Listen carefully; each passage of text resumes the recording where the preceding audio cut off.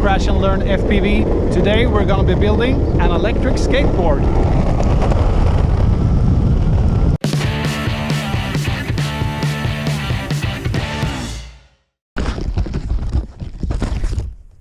I decided I wanted to build my board using a kit as opposed to buying a assembled board.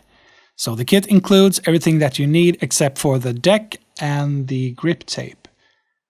So here's the site I ordered from, DIYeboard.com, and you can read all the components included and their specifications, but basically it includes everything that you need, and it also includes an extra battery. Here's the controller. It's nice and small, fits nice in the palm. It got a standard micro USB port for charging, a spring-loaded throttle and brake, and a low, mid and high setting for the motor speed. Here is the control unit holding the ESCs, the battery, and the wireless communication. It's got a battery indicator, a standard USB port for charging your controller, and a round connector for charging the battery. The battery is a 7-cell, 2 in parallel, and it's got a standard XT60 connector. The whole set comes in at just under 4 kilos. The first thing I did was remove the back cover of the control unit to see what was inside. Some standard bullet connectors that you connect the back truck to. Now the back truck has two 75mm wheels with hub motors. The connection is pretty straightforward. You just connect each wire with their respective color and connect the hall sensor wire.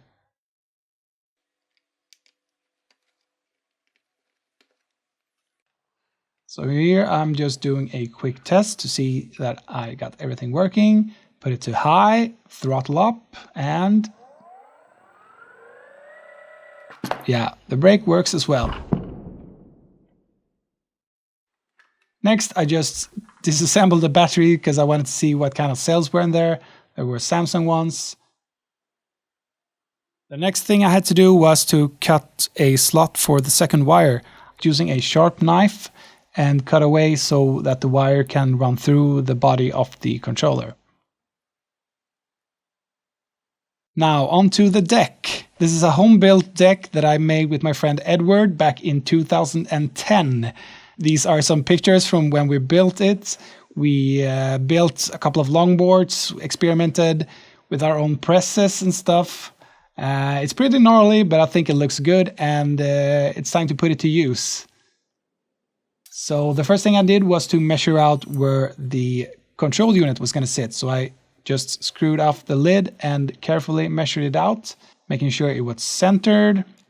Then I measured the included hardware and started to drill the holes.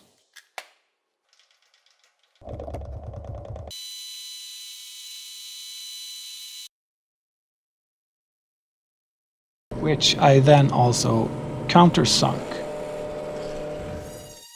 Then I just went over the deck with a sander to prepare it for the spray painting.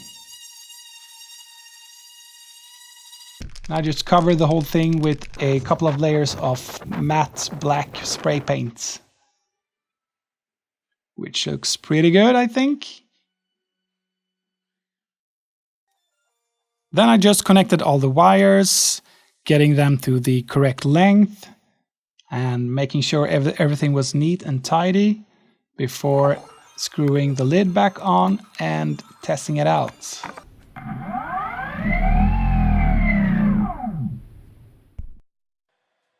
Here's the deck after the spray paint had dried, and it's time for some grip tape.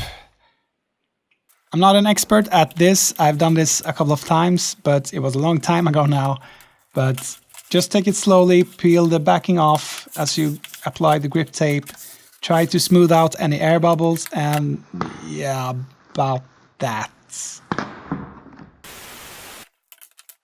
You can use the wheels of the board to smoothen out any remaining air bubbles.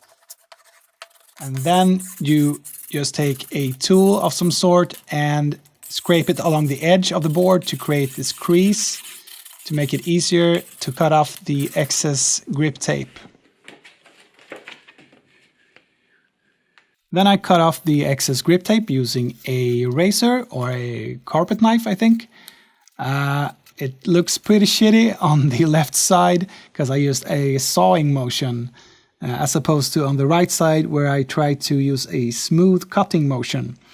Then I inserted all the hardware from the back at first and then pressing it in from the front.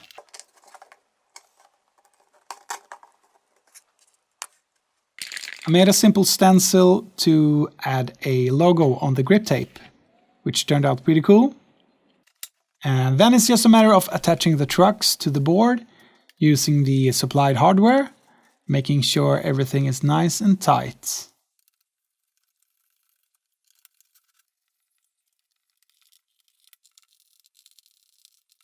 Here's the finished result. I think it looks pretty clean. And now it's time to take it for a ride.